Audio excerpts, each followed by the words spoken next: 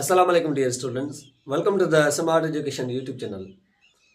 MDKT EK 2025 chemistry series में आज हम डिस्कस करेंगे सेकंड चैप्टर का topic what is the plants quantum theory.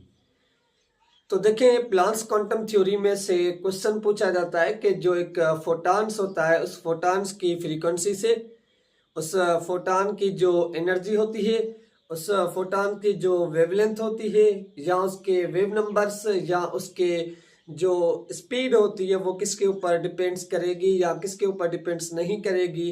अगर हम टेम्परेचर को इतने टाइम्स इंक्रीज करें या किसी भी चीज़ को तो उसके अंदर कितनी चेंजिंग्स आएगी।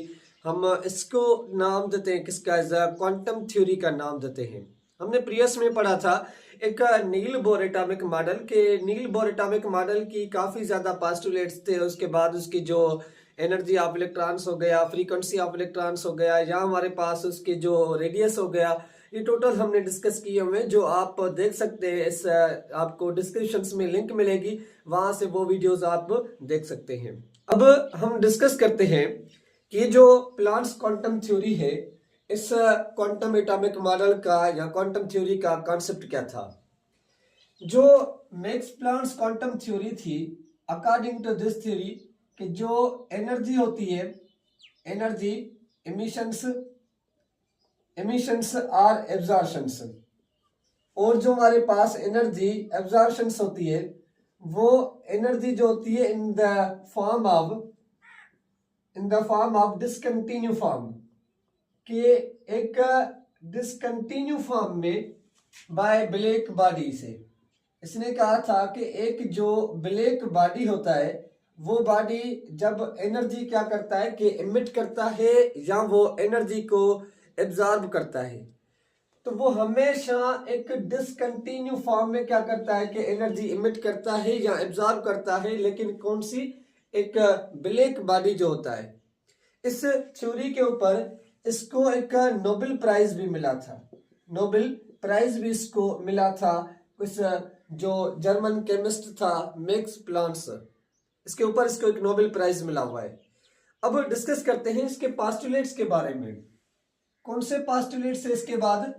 इसने कहा कि जो हमारे पास एक कोई भी ब्लैक बॉडी होता है, कोई भी जो ब्लैक बॉडी है, जब वो क्या करता है कि ब्लैक बॉडी एनर्जी को, जब वो एनर्जी को इमिटेड करता है या वो एनर्जी को क्या करता है कि एब्जॉर्ब करता है, एब्जॉर्ब करेगा इन द फॉर्म ऑफ कि वो हमेशा वो एनर्जी को इमिट करेगा या एब्जॉर्ब करेगा इन किसके अंदर, एक डिसकंटिन्यू फॉर्म में। डिसकंटिन्यू फॉर्म में क्या करता है कि वो एनर्जी को इमिट करता है, इज आल्सो नोन एज, हम उनको नाम देते हैं किसका, एज क्वांटा का नाम देते हैं। वो हमारे पास क्या कहलाते हैं, क्वांटा कहलाते हैं, या जिनको आप नाम देते हैं किसका, एज पॉकेट्स का नाम देते हैं। क्या मतलब इसका कि फॉर एग्जांपल आप समझिए कि this is the black body, कोई भी ब्लैक बॉडी है, तो इसमें से जो एनर्जी इमिट होगी वो एनर्जी एक क्या होती है कि क्वांटा फॉर्म में एनर्जी इमिट्स होती है, एक डिसकंटिन्यू फॉर्म में क्या होती है कि एनर्जी इमिट्स करता है, जिसको हम नाम देते हैं किसका, एज ब्लैक बॉडी रेडिएशन से या मैक्स प्लांक्स क्वांटम थ्योरी का नाम देते हैं।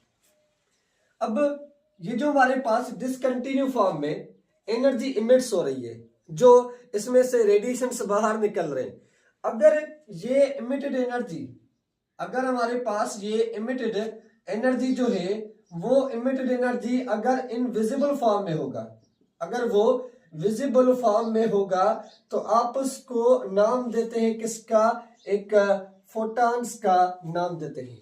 वो रेडिएशंस जो एक ब्लैक बॉडी से निकल रहे हैं, अगर वो विजिबल है, अगर वो लाइट विजिबल है, अगर वो एनर्जी विजिबल है, तो हम उसको नाम देते हैं किसका, एज फोटॉन्स का नाम देते हैं। अगर वो इमिटेड एनर्जी, अगर वो इमिटेड एनर्जी जो है वो emitted energy in the non visible form में है, लाइक हमारे पास जैसे हमारी बॉडी से रेडिएशंस इमिट होते हैं, वो विजिबल नहीं होते, वो नजर नहीं आते, कि अगर वो रेडिएशन इमिटेड एनर्जी जो है वो इनविजिबल है, वो नजर नहीं आ रही, कि अगर वो हमारे पास नॉन विजिबल होगा, नॉन विजिबल होगा, अगर वो हमें नहीं नजर आ रहा तो हम उसको नाम देते हैं किसका, एज अ क्वांटम वेव्स का नाम देते हैं। वो हमारे पास वेव कहलाता है। कौन सा? जो नजर नहीं आएगा। अगर किसी बॉडी से कोई रेडिएशन इमिट हुआ इन द लाइट फॉर्म में, नजर आया, विजिबल है, इट मींस कि वो फोटॉन है। तो इस वजह से यहां पे एक एमसीक्यूज होता है। कौन सा? कि ऑल फोटॉन्स जो होते हैं आप उनको नाम दे सकते हैं किसका? All photons is also called, आप उनको कह सकते हैं, क्या कह सकते हैं? आप उनको क्वांटम का कह सकते हैं। वो हमारे पास क्वांटम होते हैं क्योंकि डिसकंटिन्यू फॉर्म में होते हैं, डिसकंटिन्यू मैनर्स में होते हैं, आप उनको क्वांटम कह सकते हैं। लेकिन all quantums, but all quantum जो होते हैं, सारे के सारे क्वांटम्स जो होते हैं, does not in photons form, वो photon does not in photons form में, वो फोटॉन्स फॉर्म में नहीं होते। अब ऐसा क्यों? क्योंकि सारे के सारे रेडिएशन एमिटेड जो हो रहे हैं वो नजर तो नहीं आते, कुछ ही होते हैं जो नजर आते हैं। जो नजर आएंगे वो फोटॉन्स कहलाएंगे, जो नजर नहीं आएंगे वो क्वांटम कहलाएंगे। लेकिन फोटॉन्स भी एक क्वांटम ही है, एक वेव ही है जो एक ब्लैक बॉडी से बाहर इमिटेड होता है। आप उसको भी नाम देते हैं किसका? एज एक क्वांटम का नाम देते हैं। तो यहां पे मैंने बात की कि ये जो हमारे पास रेडिएशन इमिटेड होते हैं, ये जो यहां से एक एटॉमिक मॉडल से रेडिएशन बाहर इमिट हो रहे हैं, तो वो रेडिएशन हमारे पास कौन कौन से इमिट होते हैं, चले वो बाद में डिस्कस करेंगे।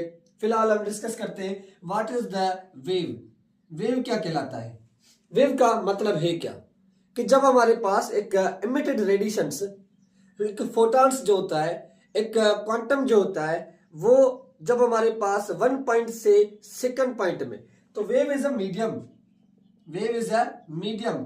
ये एक हमारे पास क्या होता है? मीडियम होता है इन विच जिसमें क्या होता है कि जो एनर्जी होती है, एनर्जी का जो फॉर्म होता है, वो एनर्जी का फॉर्म ट्रांसफर होता है, transfer from 1 point two another point, from 1 point से और अदर पॉइंट्स के, from 1 point in other points. आप उसको नाम देते हैं किसका? एज अ वेव का नाम देते हैं। वो हमारे पास क्या कहलाता है? वेव कहलाता है। जिस वेव का आप यूनिट यूज करते हैं मीटर, सेंटीमीटर, या हमारे पास पिकोमीटर्स, या हमारे पास एंगस्ट्रॉन यूनिट्स यूज करते हैं, ये यूनिट्स यूज करते हैं, जिसको हम शो करते हैं किसके साथ? लेम्डा के साथ शो करते हैं, वेवलेंथ जो हमारे पास होता है। अब questions, what is the wavelength? Wavelength हमारे पास क्या कहलाता है? वेवलेंथ क्या कहलाता है? देखिए ये एक वेव है, ये क्या है? एक वेव है। इस तरीके से वेव ट्रेवल करती है। तो इनको हम नाम देते किसका? एज करस्ट का नाम देते हैं।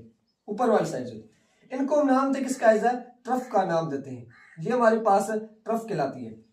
एक करस से लेकर दूसरे करस तक, एक करस से लेकर दूसरे करस तक, ये जो बीच का डिस्टेंस होता है, इस डिस्टेंस को हम नाम देते हैं किसका? एज वेवलेंथ का नाम देते हैं इस डिस्टेंस को। ये वाला जो डिस्टेंस है, ये डिस्टेंस एक करस्ट की 1 पॉइंट टू अनदर पॉइंट के बीच में डिस्टेंस है। करस्ट के एक पॉइंट से लेकर दूसरे करस्ट के बीच का जो डिस्टेंस होगा, जो बीच का सफर होगा, वो हमारे पास क्या कहलाता है? वेवलेंथ कहलाता है। और वेवलेंथ के ये यूनिट्स होते हैं मीटर, सेंटीमीटर, पिकोमीटर, एंगस्ट्रॉन, जिसको आप शो करते हैं किसके साथ? लेम्डा के साथ शो करते हैं। और लेम्डा बराबर होता है किसके? ये मैंने प्रीवियस में बताया हुआ है, फिर भी मैं आगे जाकर आपको ये चीज एक्सप्लेन करके देता हूं कि हमारे पास वेवलेंथ क्या होता है। अब डिस्कस करते हैं what is the frequency. Frequency हमारे पास क्या होता है? क्योंकि ये वो टर्म्स हैं जो हर वेव के अंदर यूज करेंगे। फ्रीक्वेंसी को हम शो करते हैं म्यू के साथ, या फिजिक्स में स्मॉल एफ के साथ फ्रीक्वेंसी को शो करते हैं।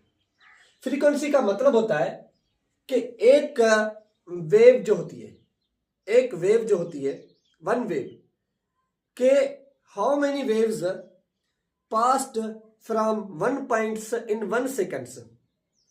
एक सेकंड्स में कितनी वेव एक पॉइंट से पास हो रही हैं, आप उसको नाम देते हैं किसका? एज फ्रीक्वेंसी का नाम देते हैं। कि frequency is also called, frequency को हम किस तरीके से शो करेंगे? Number of waves, number of waves नेवेज transfer, जो ट्रांसफर या पास्ट, यहाँ पे पास्ट मैं वर्ड्स पास्ट लेता हूं, past from the one point from a point, कोई भी एक पॉइंट से, from a point in 1 seconds, एक सेकंड के अंदर एक पॉइंट से कितने नंबर ऑफ वेव पास हो रही है, आप उसको नाम देते हैं किसका, एज अ फ्रीक्वेंसी का नाम देते हैं। फ्रीक्वेंसी का जो यूनिट्स होता है वो हर्ट्ज यूनिट्स यूज करते हैं, सेकंड भी करते हैं क्योंकि एक सेकंड में कितने वेव पास हो रही हैं, लेकिन इसका जो यूनिट्स यूज किया जाता है वो हर्ट्ज यूनिट्स यूज किया जाता है। Hertz is the unit of the frequency. जो frequency is equal to the directly proportional होता है 1 अपॉन लैम्डा के। This is the formula of frequency. तो frequency is equal to the ये c अपॉन में लैम्डा, और डायरेक्टली को हटाकर हम h यहां पे रखते हैं। h is the Planck's quantum, जिसका वैल्यू हमारे पास होता है 6.63 इंटू 10⁻³ किलोजूल पर mole. This is the value of the h Planck's quantum, जो कांस्टेंट जो होता है, और c speed of wave upon में लैम्डा वेवलेंथ, जो डिस्टेंस हमारे पास है। तो यहां से एक चीज हमें पता चली कि frequency is directly proportional to the speed of electrons and speed of electrons directly proportional to the temperature. Frequency is inversely proportional to the wavelength distance. जितना डिस्टेंस हमारे पास ज्यादा होगा उतनी फ्रीक्वेंसी कम, जितना डिस्टेंस कम होगा उतनी फ्रीक्वेंसी क्या होती है कि ज्यादा होती है। तो ये चीजें यहाँ पे क्लियर करें। उसके बाद what is the wave number.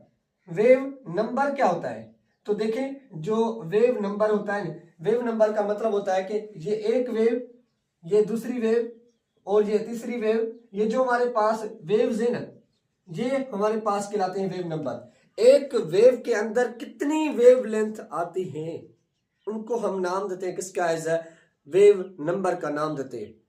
कि एक वेव के अंदर in wave number of how many number of wavelength, कि एक वेव में कितने नंबर ऑफ वेवलेंथ आ रही हैं, आप उनको नाम देते हैं किसका, एज अ वेव का नाम देते हैं। और वेव का फार्मूला, वेव को आप शो करते हैं किसके साथ, इस v के साथ शो करते हैं, जो बराबर होता है किसके, hf अपॉन में लैम्डा के बराबर होता है वेवलेंथ के।